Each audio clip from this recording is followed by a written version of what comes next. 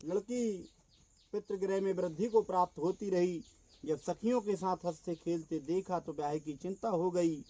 लड़की के वास्ते कांचन नगर दूत को पहुंचा करके विवाहार्थम च कन्याम वरम श्रेष्ठम विचार सुंदर लड़का ढूंढो, और ढूंढ करके शिक्षित सुंदर सुशील निरोगित वैश्य कुमार ढूंढा। और सूत जी महाराज कहते हैं कि उस वणिक ने अपनी कन्या का विवाह खूब विधि विधान से उसके साथ कर दिया, परंतु ततो भाग्यावसात दुर्भाग्यवश भगवान की कथा करना भूल गए। ततः कालेन कृतो निज कर्म विशारदा, और अपने जामाता को घर रख के दोनों राजा चंद्रकेतु के राज में इधर व्यापार करने को पहुंचे हैं। इधर भगवान ने श्राप दे दिया, जाओ तुम्हें भविष्य में दारुण दुख प्राप्त हो। दोनों व्यापार करने गए। उसी समय राजा के खजाने से दो चोरों ने धन को चुरा लिया। जहाँ ये ससुर दमाद ठहरे हुए थे वहाँ चोरी का धन रख दे पुनंतर्धान हो गए। राजा के सिपाहियों ने दोनों को बंदी बनाया और राजा के पास ले गए कि हे राजन, ये दो चोर हैं, इनका क्या किया जाए। राजा की आज्ञा से उन्हें कठिन कारागृह में डाल दिया गया। जो धन था वो छीनकर खजाने में डाल दिया गया। इसी श्राप से उनकी पत्नी घर पर बड़ी दुखी हो गई। घर में जो अन्न पानी रखा हुआ था सब चोर चुरा ले गए। गली गली घर घर भिक्षा मांगने लगी। एक दिन भूख से पीड़ित होकर के कलावती कन्या एक ब्राह्मण के घर पहुंची। वहां पर उसने देखा कि सत्यनारायण का पूजन हो रहा है। उस स्थान पर बैठ गई और कथा सुनकर के भगवान की बहुत विनती की। इसके बाद प्रसाद खा करके वह बहुत रात बीतने पर अपने घर वापस गई। तब लीलावती क्रोध से बोली कि पुत्री, इतनी रात बीत गई, तू कहाँ थी, तेरे मन में क्या है। माता की बात सुनकर के कलावती ने कहा, हे माता, मैं सत्य कहती हूँ, मैं ब्राह्मण के घर में भिक्षा के लिए गई थी। वहाँ सत्यनारायण का पूजन हो रहा था। पूजन दुख से मुक्त करने वाला तथा वांछित फल देने वाला है। लीलावती कन्या का वचन सुनकर के भगवान का व्रत करने के लिए वो लीलावती उद्यत हुई और प्रातः काल कन्या से बोली, तू पूजन की सामग्री एकत्रित कर, आज सत्यनारायण का पूजन करूंगी। बंधु तथा स्वजनों सहित उस शिष्य ने सत्यनारायण का पूजन किया और प्रभु से प्रार्थना की कि हे भगवान, यदि मेरे पति और दामाद शीघ्र वापस आवेंगे तो फिर आपका व्रत धारण करूंगी। मेरे पति तथा दामाद से जो कुछ अपराध हो गया हो भगवान उसे क्षमा कर दीजिए। इस प्रकार लीलावती के व्रत पूजन और प्रार्थना से भगवान प्रसन्न हो गए और चंद्रकेतु राजा से जाकर स्वप्न में कहा कि हे राजन, तुमने जो दो बंदी वाइस बनाए हैं इनको प्रातः होते ही छोड़ दीजिए। तेरा धन तुझको प्राप्त हो चुका है। इनका जो धन छीन रखा उससे दूना धन देकर विदा कर राजा, नहीं तो तेरा धन पुत्र आदि हम सब नष्ट कर देंगे। राजा की आज्ञा से दोनों बनिया कारागृह से मुक्त कर दिए गए और उन्हें दूना धन दे करके राजा ने सकुशल नगर के बाहर तक विदा कर दिया। बोलो श्री सत्यनारायण भगवान की जय। सोतु बात सूत जी महाराज बोले, भाई इसने मंगलाचरण किया और नगर के लिए यात्रा प्रारंभ कर दी। मार्ग में चला ही था, धन के मद में चूर बनिया हो गया। तब भगवान ने सोचा कि अब इसकी परीक्षा ले लूं। भगवान दंडी स्वामी बन करके गए और बनिया से प्रश्न किया कि हे साधु, तुम्हारी नौका में वर्तमान में क्या है। धन के मद में चूर हुए बनिया ने उत्तर दिया कि हे दंडी, तुम क्यों पूछते हो, क्या तुम्हारी इच्छा द्रव्य लेने की है। तुम तो यह कहावत चर्चात कर रहे हो, मांगे भीख और पूछें गांव की जमा। अरे तुम्हें क्या मतलब, मेरी नौका में कुछ भी भरा हो, तुम तो बाबा हो, क्या तुम्हें धन चाहिए। नाव में कुछ भी हो, क्या मतलब, मैं तो बनिया हूँ, मेरी नाव में तो इसके सिवा और भी हो ही क्या सकता है। हे दंडी, मेरी नौका में तो लता पत्र आदि वर्तमान में है। इस प्रकार बनिया का निष्ठुर वचन सुन करके दंडी भगवान ने कहा, तुम्हारा वचन सत्य हो। दंडी महाराज की इस तरह कहे पर स्थान से चलकर सिंधु के समीप ही एक जगह बैठ गए भगवान। उनके जाने के बाद बनिया ने अपना नित्य कर्म किया। तत्पश्चात नौका की ओर देखा तो नौका ऊपर जल के ऊपर उठी हुई थी। विस्मय में पड़ गया, मूर्छित होकर बनिया गिर पड़ा। होश में आया तो चिल्लावे, हाय मेरा धन, हाय मेरा धन। दौड़ करके बाबा की शरण में गया कि बाबा आपके रूप को तो बड़े बड़े ब्रह्मा ऋषि मुनि नहीं समझ पाए, हम तो साधारण मनुष्य, हमसे बहुत बड़ी भूल हो गई, महाराज क्षमा करो। मेरी नौका में तो बहुत सारा धन भरा हुआ था। भगवान ने कहा, ममाज्ञाम च दुर्बुद्धे लवदम दुखम मुहुर्मुहुः, तो मेरी कृपा से ही बार बार दुख पा रहा है, क्योंकि तो मेरी पूजा से विमुख हो गया है, तू असत मार्ग की ओर जा रहा है, इसलिए तू बार बार कष्ट पा रहा है। भगवान ने वहाँ वरदान दिया और समझाया कि धन का घमंड प्यारे, मन से तू दूर करे, दौलत खजाना सब यहीं रह जाना है। अल्पकाल जीवन में राम पर ध्यान धरो, आए तुम जहाँ से वहीं फिर जाना है। झगड़े और लड़ाई का कुछ भी है काम नहीं, काहे को किसी से बैर तुमको बढ़ाना है। लाखों में एक बात तुमको बता रहा हूँ, काहू को सताओ मत, अंत में मर जाना है। बड़े को समझाया, नाव में धन जैसे का तैसा किया, मन चाहा वरदान देते हुए भगवान अंतर ध्यान हुए। बनिया ने मंगलाचरण किया और अपने नगर के लिए प्रस्थान किया। नगर के पास जैसे ही पहुंचा, रत्नपुरी दिखने लगी, अपने दूत को घर पहुंचा दिया एक बनाकर कि जाओ मेरे घर संदेश करो कि तुम्हारे पति और दामाद नगर के समीप आ गए हैं। जैसे ही दूत ने लीलावती कलावती को संदेश दिया, इधर भगवान का व्रत हो रहा था। लीलावती ने कहा, कलावती बेटा, मैं दादाजी को देखने जा रही हूँ, आप भी व्रत पूर्ण करके शीघ्रता से आ जाना। कलावती ने भगवान की पूजा को जल्दी से समाप्त कर भगवान का चरणामृत त्याग कर अपने पति को देखने चली गई। तब भगवान ने उनके पति को धन की नौका सहित जल में अदृश्य कर दिया। कलावती ने जब अपने पति को वहां नहीं देखा तो जोर जोर से चिल्लाने लगी, हे विधना, मैं तोर काह बिगारा, जो अस आयुष में दुख डारा।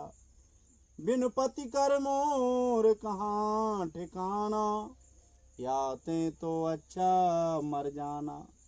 मैं बिना पति के कहाँ रहूंगी, जिए बिन दे नदी बिन बारी, तैसे ही नाथ पुरुष बिन नारी। जिसका पुरुष नहीं होता उसको भला बुरा कोई भी कुछ भी कह सकता है, इसलिए मैं भी सती हो रही हूँ। जैसे सती होने का निर्णय लिया तो एक वृक्ष से आकाशवाणी हो गई है। सूत जी महाराज कहते, भगवान ने आकाशवाणी की कि साधु तेरी यह लड़की मेरे प्रसाद को त्याग करके आई है बिटिया, यदि यह घर जा करके मेरा प्रसाद त्यागा था वो खा करके आएगी तो इसका पति इसको अवश्य मिल जाएगा। इसका पति मरा नहीं, अदृश्य हुआ है। सूत जी महाराज कहते हैं, ऐसी आकाशवाणी सुन करके कलावती घर गई, भगवान का प्रसाद खाया, क्षमा याचना मांगी। लौट करके जब नदी के किनारे आई हैं तो पति मिल गए, पैर पकड़ लिए और कहा, स्वामी अब देर नहीं करते हैं, अब अति शीघ्र चलते हैं, भगवान सत्यनारायण का पूजन करते हैं।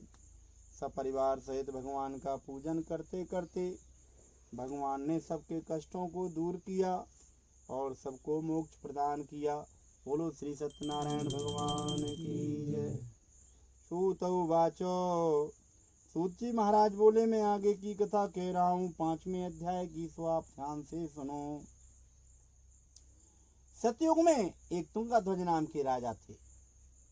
वह अपनी प्रजा का पुत्रों के समान पालन करते, उनके पालन में तत्पर रहता। जा सुराज प्रिय प्रजा दुखारी, सो नर अवश्य नरक अधिकारी। जिस राजा के राज में प्रजा को दुख हो वह नरक का अधिकारी होता है। सत्यदेव का प्रसाद त्यागने के कारण महान दुख को प्राप्त हुए राजा। एक बार वह राजा वन में आखेट शिकार खेलने के लिए गए और बहुत प्रकार से पशुओं का संहार किया। इसके बाद वह घर की ओर प्रस्थान किया। मार्ग में एक बट वृक्ष के नीचे राजा ने देखा कि बहुत से ग्वाले बंधु बांधवों सहित श्रद्धा पूर्वक सत्यनारायण का पूजन कर रहे। इस प्रकार राजा ने अभिमानवश न तो उस स्थान पर गया और न सत्यदेव प्रभु के सामने मस्तक ही झुकाया। तत्पश्चात गोपों ने पूजन समाप्त होने पर सत्यनारायण का प्रसाद राजा के समीप लाकर के रखा तथा वे अपने स्थान पर आकर इच्छानुसार प्रसाद ग्रहण किए और राजा उस स्थान को त्याग कर चला गया। और उस प्रसाद को त्याग देने से अत्यंत दुख प्राप्त हुआ। घर में जाकर के राजा ने देखा उसके 100 पुत्र मृत्यु को प्राप्त हुए, धन धान्य की कमी दिख रही है। तब राजा ने मन में सोचा, सत्यनारायण प्रभु के प्रसाद त्यागने से मेरी यह दशा हुई है। निश्चित ही क्यों नहीं, क्योंकि प्रभु में ही इतनी शक्ति है। अति शीघ्र राजा उस स्थान पर गया जहाँ गोप ग्वाले स्वामी सत्यनारायण का पूजन कर रहे थे। राजा ने भक्ति श्रद्धा से विधि विधान से गोपों के साथ सत्यदेव का पूजन किया। भगवान को सत्यनारायण की कृपा से राजा को ये 100 पुत्र थे, धन धान प्राप्त हुआ। राजा जैसा था वैसा ही हो गया और इस संसार में सुख भोग कर वैकुंठ लोक को प्राप्त हुए। सूत जी महाराज बोले कि हे सौनक आदि ऋषियों, जो मनुष्य सत्यनारायण प्रभु के इस परम दुर्लभ व्रत को कहता है, सुनता है, करता है, कराता है, वह निश्चित ही समस्त भोग कर वैकुंठ लोक को प्राप्त होता है। बंदी बंधन से मुक्त होते हैं, संतानहीनों को संतान मिल जाती है, सर्व मनोरथ पूर्ण करके वैकुंठ धाम प्राप्त होता है। भगवान के तो अनेकों नाम होंगे, परंतु भगवान विष्णु, भगवान सत्यनारायण सबकी मनोकामना पूर्ण करने के लिए यहाँ विराजमान होंगे। इस जन्म की तो कहें क्या, दूसरे जन्म की कथा सुनो। यह कथा कलयुग में विशेषतः फल देने वाली होगी। शतानंदो महाप्रज्ञा सुदामा ब्राह्मणो भूत। शतानंद नाम का जो ब्राह्मण था वह दूसरे जन्म में सुदामा का जन्म लेकर के श्री कृष्ण का मित्र बन मोक्ष को प्राप्त हुए। काष्ठवार भो बिल्लु, लकड़ी ढोने वाला गुहिराज बना, भील गुहिराज बन करके राम की सेवा कर मोक्ष का अधिकार हो पा गया। उल्कामुखो महाराजो नृपो दशरथो। उल्कामुख नाम के राजा दशरथ हुए, रंगनाथ की पूजा कर बैकुंठ को चले गए। धार्मिक सत्य संतुच साधुर मूरत ध्वज हो भवे। साधु नाम का बनिया सत्वधारी मूरत ध्वज बना, जिसने अपने पुत्र को जिंदा आरे से चीर करके भगवान के शेर को सत्य की परीक्षा में डालकर मोक्ष पाया। तुंगध्वजो महाराजा स्वयंभो भवत कली। कलयुग में महाराज तुंगध्वज नाम के राजा स्वयंभू मनु बने, जिन्होंने श्रीमद् भागवत का उपदेश कर आज वैकुंठ में वास किया है। अतिस्कंद पुराणे रेवा खंडे श्री सत्यनारायण कथायाम 5वां अध्याय। बोलो सत्यनारायण भगवान की जय। यानान्त्वा प्रियपति गुंगवा महेन देनान्त्वा निधिपति गुंगवा महे बसो में अहम जाने गर्भधमा त्वं जात गर्भधम्मं गं गणपतये नमः स्वाहा। ओम बस आप ठीक है, अब जवाब कन्या को नहीं खूब जवाब का भगवान ने खा लिया। हाँ प्रसाद लग जाना चाहिए ना, बस आप खूब जवाब। प्राणाय स्वाहा, पानाय स्वाहा, उदानाय स्वाहा, भयानाय स्वाहा, समानाय स्वाहा, चतुष्पदाय स्वाहा, षट्पदाय स्वाहा, चंदा विगुण स्वाहा, ओम भू स्वाहा, ओम भुव स्वाहा, ओम स्व स्वाहा, ओम स्थान देवताभ्यो स्वाहा, ओम कुल देवताभ्यो स्वाहा, ओम जगदम्बाय स्वाहा, ओम कारे बाबाय स्वाहा, ओम भूर्भुवः स्वाहा, ओम स्व स्वाहा, ओम प्रजापतये स्वाहा, ओम विश्वकर्मणे स्वाहा, ओम स्व स्वाहा, स्थान अधिपतये स्वाहा, लक्ष्मी नारायणाभ्याम स्वाहा, उमा महेश्वराभ्याम स्वाहा, वाणी हिरण्यगर्भाभ्याम स्वाहा, कुल देवताभ्यो स्वाहा, सर्वेभ्यो तीर्थेभ्यो स्वाहा, सर्वेभ्यो ब्राह्मणेभ्यो स्वाहा, ओम भू स्वाहा, ओम भुव स्वाहा, ओम स्व स्वाहा, ओम ब्रह्मणे स्वाहा। 5 आहुतियां गुरु मंत्र की करो, थोड़ा थोड़ा सबको दे देना।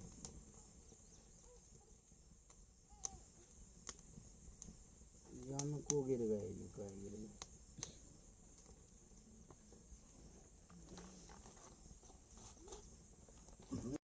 चराचरम तत्पदं दर्शितं येन तस्मै श्री गुरुवे नमः। ध्यानमूलं गुरोर्मूर्ति पूजामूलं गुरोर्पदम् मंत्रमूलं गुरोर्वाक्यं मोक्षमूलं गुरोर्कृपा अज्ञानतिमिरान्धस्य ज्ञानाञ्जनशलाकया चक्षुरुन्मीलितं येन तस्मै श्रीगुरुवे नमः। परमपिता परमात्मा मर्यादा पुरुषोत्तम भगवान विष्णु की आत्म के हम 5 अध्यायों को श्रवण करने जा रहे हैं और इस कथा को श्रवण करके हमारे बाबा जी प्रसन्न होंगे, इसलिए हम उन्हें भगवान की कथा श्रवण करा रहे हैं। बोलो सच्चिदानंद भगवान की जय। श्री गणेशाय नमः। सरस्वत्यै नमः।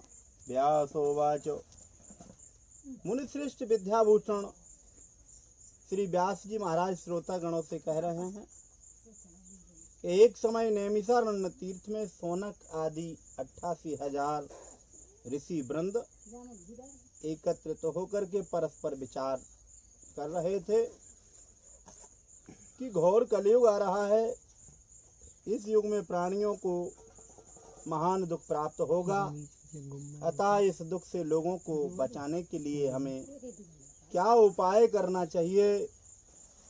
मन में ऐसा विचार करते हुए ध्यान किया। उसी समय व्यास जी के परम शिष्य पौराणिक सूत जी अपने शिष्यों सहित उस स्थान पर पधारे। सूत जी को देख करके समस्त ऋषि गणों ने खड़े होकर के श्रद्धा पूर्वक उनको साष्टांग प्रणाम किया और कहा, सूत जी महाराज को पूजन करते हुए कहा कि हे भगवान, इस समय आपका आना बहुत ही उत्तम हुआ। इस अवसर पर आपका स्वागमन ठीक हुआ, क्योंकि राम विरह सागर में भरत मगन मन हो, तो विप्र रूप धर पवन सुत आए गयो जिम पोत। जिस प्रकार से मैं यहाँ शोक सागर में डूबा हुआ था, आपने नौका सदृश हम लोगों का आकर के उद्धार कर दिया, आपने अपना पदार्पण किया, यह बड़ा प्रसन्नता का विषय है। हे प्रभु, कराल कलयुग, घोर कलयुग निकट आ रहा है, धर्म की किस प्रकार रक्षा होगी, इस चिंता में हम सब दुखी हैं। इस कलयुग में तो नाना प्रकार के लोग पैदा हो जाएंगे।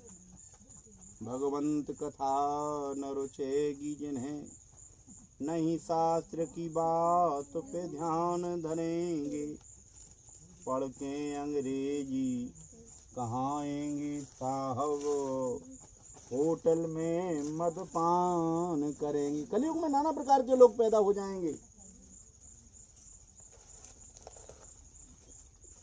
इसलिए भगवान व्रत अथवा तप करके जिस प्रकार वांछित फल प्राप्त हो, वह कृपा करके प्रभु से कहो। ऐसी हम लोगों की इच्छा है। बंदों पद धर धरन सिर, विनय करो कर जोर, बरनौ रघुवर विमल यशो, श्रुति सिद्धांत निचोर। भगवान से पूछने लगे सूत जी महाराज से, अत्यारत पूछो मुनिराया, और रघुपति कथा कहो कर दाया। पूछने लगे, क्या पूछने लगे? वृतेन तपसा किंबा प्राप्यते मनवांछितं फलम, तत्सर्वं श्रोतुमिच्छामा कथयत महामुनि। हे महामुनि, हमें कोई ऐसा व्रत तप सुनाओ जिससे मनवांछित फल प्राप्त हो। तब सूत जी महाराज कहने लगे, नारदेने संप्रष्टो भगवान कमलापति, सुरर्षहे यथेवाह तक्ष्मोद्धुम समाहितः। ध्यान से सुनना। एकदा नारदो योगी परानुग्रह कांक्षया पर्यटन विविधान लोकान मृत्यु लोकापुमागतः। एक समय नारद मुनि परानुग्रह करते हुए अनेक लोकों में भ्रमण कर रहे थे और मृत्यु लोक में आ पहुंचे। भगवान नारद जी मृत्यु लोक में नारद ने देखा, ततो दृष्टान जनान सर्वान नाना क्लेश समन्विता। नाना क्लेशों से, नाना दुखों से दुखी देख करके समस्त मनुष्यों को नाना योनि समुत्पन्नान क्लेश्यामाना विश्वकर्मा भी, अनेक योनियों में जन्म लेकर के अपने पापों को भोग रहे हैं। जिसने जैसा किया वो भोग रहा। नारद जी ने दुखी देख करके केनोपायेन चेतेषां दुख नाशो भवे ध्रुवम्। नारद जी ने सोचा कि इनके दुखों का नाश कैसे होगा। मन में सोचने लगे, कौतेली को बैल बनो, ऐसे घूम रहा है ये शरीर। कौतेली को बैल बनो, दिन रात दिए छपनी चक घूमत है। को हस्ती बना पग सांकल ले, पर बंधन में नित झूमत है। को स्वान हिलावत पूंछ रहे, दुत कार्य पे पग चूमत है। कब चंचल देह अनेक धरे, यह जीव उत घूमत है। जैसे जैसे कर्म करता है यह जीव, यह नाना योनियों में भटकता हुआ घूमता हुआ फिरता है। तो उन्होंने, नारद जी ने मन में सोचा और ऐसा सोचते हुए, ऐसा संचित मनसा विष्णु लोकम गतस्तदा, ऐसा सोचते हुए विष्णु लोक को गए। रामायण में भी लिखा हुआ है, क्षीर सिंधु गबने मुनिनाथा, जहाँ बस श्री निवास श्रुति गाथा। नारद जी गए भगवान विष्णु के पास।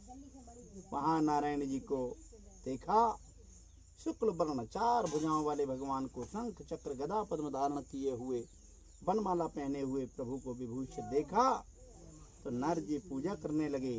नमो वांग मना मनसातीत रूपायनंत शक्तये, आदि मध्यांत हीनाय निर्गुणाय गुणात्मने। हे परमात्मा, आपका न आदि न अंत है, न मध्य है। प्रभु, मैं आपसे प्रार्थना कर रहा हूँ, आप समस्त भक्तों के क्लेशों को दूर करने वाले हो।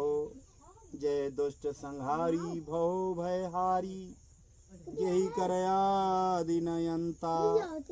जय असुर विनाशक धर्म प्रकाशक, गावें वेद अनंता। जय जन मन रंजन पाप प्रभंजन, सुखकारी मुनि संता। चंचल नर नारी अति दुख भारी, मुक्ति करो भगवंता। हे भगवान, मैं आपसे प्रार्थना करके पूछ रहा हूँ कि मृत्यु लोके जना सर्वे नाना क्लेश समन्विता, नाना योनि समुत्पन्नानान पंचते पाप कर्म भी तत्कथम सम्मेनाथ।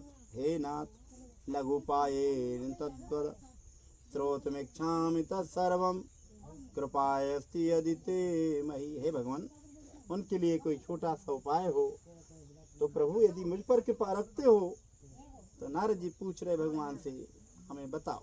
श्री भगवान वाचो साधु पृष्ठम त्वयावस्त लोकानुग्रह कांच। है नारद जी, आपकी बड़ी अनुग्रह इच्छा है, आप संसार का भला चाहते हो।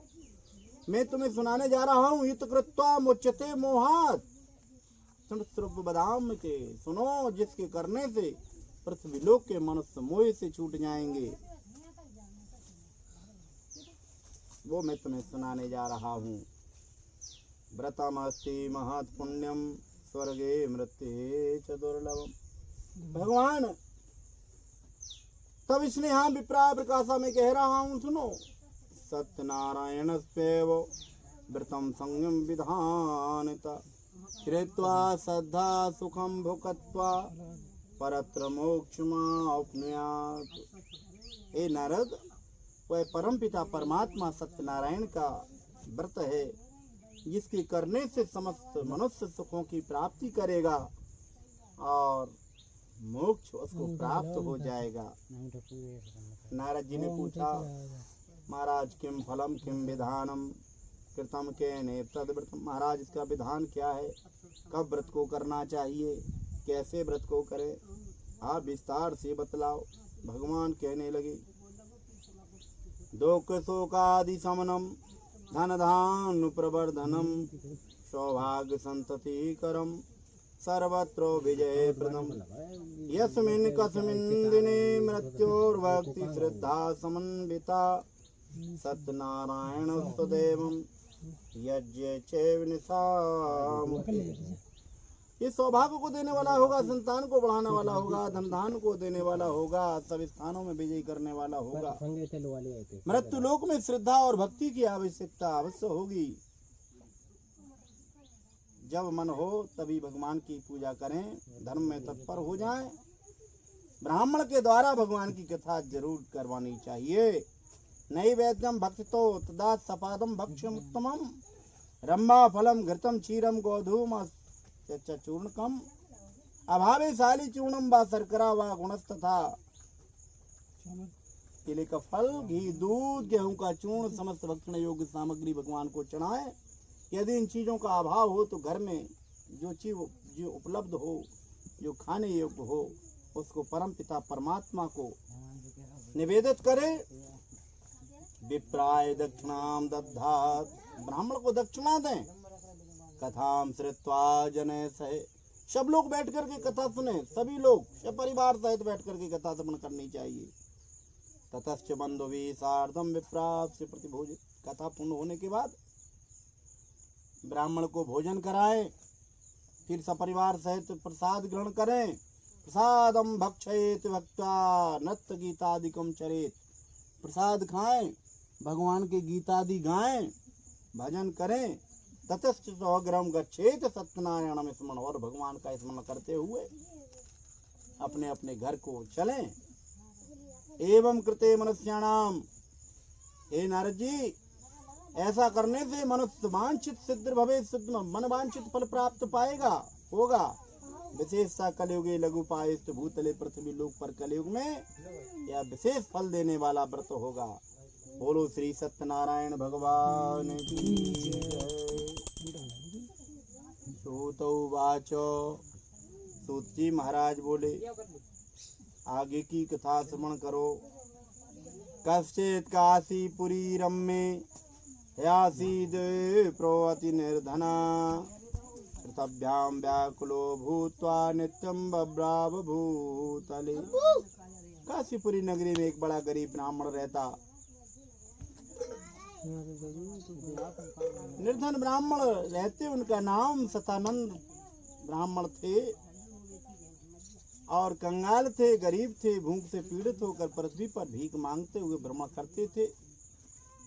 दुखित ब्राह्मण को देख करके ब्राह्मण बन करके भगवान को दया आ गई।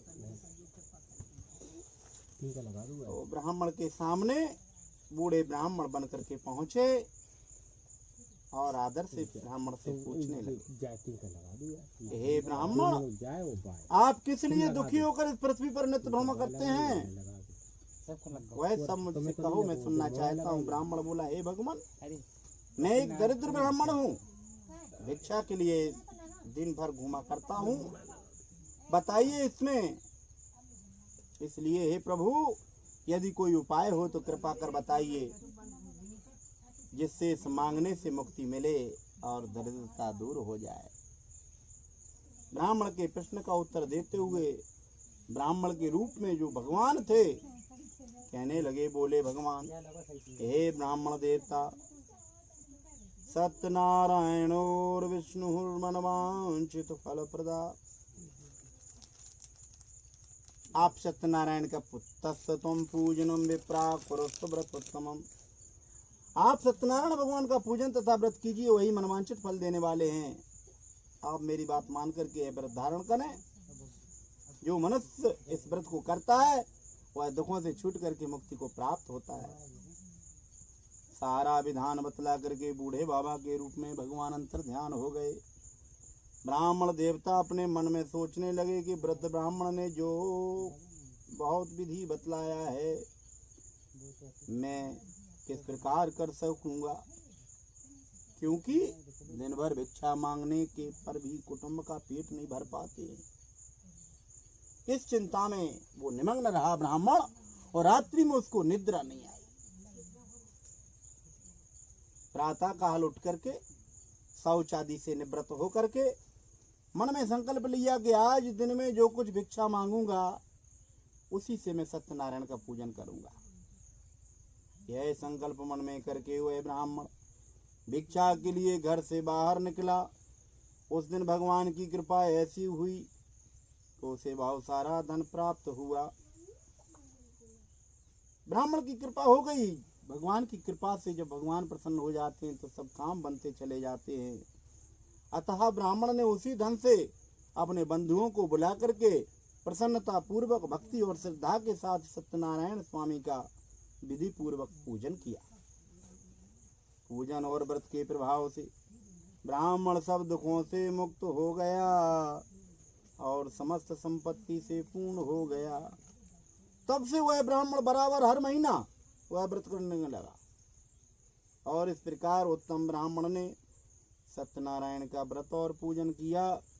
इससे वह ब्राह्मण समस्त पापों से छूट करके दुर्लभ मोक्ष को प्राप्त हुआ। इस प्रकार जो मनुष्य उस ब्राह्मण की भांति सत्यनारायण का व्रत करेंगे वे संपूर्ण दुखों से छूटकर मोक्ष को प्राप्त होंगे। इस प्रकार भगवान ने व्रत के प्रभाव को नारद जी से कहा। इसके बाद श्री सूत जी ने सौनक आदि ऋषियों से प्रश्न किया कि जो कुछ भगवान महात्म था वह कथन किया, अब आगे क्या कहूं आप लोगों को, आप लोग कहिए क्या सुनना चाहते हो। ऋषियों ने उत्तर दिया, महाराज उस ब्राह्मण ने इस व्रत को, उस ब्राह्मण से सुन करके उस व्रत को किसने किया, मैं यह सारी कथा हम सबकी सुनने की इच्छा है, आप कृपा कर कहो महाराज। सूत जी बोले, हे ऋषियों सुनो, ब्राह्मण से सुनकर जिसने इस व्रत को भूतल पर किया वह कथन मैं कहता हूँ। एक समय अपनी संपत्ति के अनुसार वह ब्राह्मण बंधुओं के सहित सत्यनारायण के पूजन के लिए उद्यत हुआ। कर रहा था व्रत, घर में तैयार हो गया। इतने में लकड़ी बेचने वाला वहां आ पहुंचा। उसने लकड़ी का गट्ठर ब्राह्मण के द्वार पे रख दिया और घर में भीतर प्रवेश किया। लकड़हारे को थोड़ी भूख और प्यास लगी हुई थी, बड़ा पीड़ित था, दिन भर से लकड़ी काट रहा था। उसने घर के भीतर देखा कि वही भिखारी ब्राह्मण जो कुछ दिन पहले भीख मांगता था आज अपने बड़े घर में और भीड़ भाड़ के साथ भगवान की पूजा कर रहा है। इस प्रकार से उस ब्राह्मण को जब संपन्न उस लकड़हारे ने देखा तो आश्चर्य में पड़ गया। कुछ देर के बाद नहीं रहा गया, हाथ जोड़ करके ब्राह्मण से पूछने लगा कि आप किसका पूजन कर रहे हो, इस पूजन का क्या फल है, कृपा कर विस्तार पूर्वक कहो। तो ब्राह्मण ने लकड़हारे से कहा, यह श्री सत्यनारायण भगवान का व्रत और पूजन कर रहा हूँ। ये प्रभु इस प्रकार दीन दयाल हैं कि वांछित फल प्रदान करते हैं। जो मेरा धन धान तुम देख रहे हो यह सब सत्यनारायण की कृपा का ही प्रसाद है। भगवान सब देते हैं। कौन सो काज कठिन जग माही, जो नहीं होए तात तुम पाही। ब्राह्मण के मुख से इस प्रकार सुनकर लकड़हारा बहुत प्रसन्न हुआ और भगवान का प्रसाद खाकर जल पी करके नगर को प्रस्थान किया।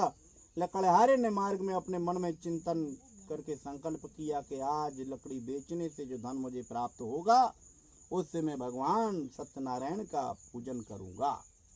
इस प्रकार मन में सोच करके लकड़ी का बोझ सर पे रख के बेचने के लिए जब चला तो भगवान की कृपा से उस दिन लकड़हारे की लकड़ियों का बोझ ऐसे स्थान पर लेकर पहुंच गया जहां बड़े धनी लोग रहते थे और उसे लकड़ी का दूना दाम मिल गया। लकड़हारे ने बड़ा प्रसन्न हृदय मन में प्रसन्नता की और पके हुए केले का फल खरीद लिया, शक्कर ले लिया, घी ले लिया, दूध ले लिया और गेहूं का आटा भी मोल ले लिया।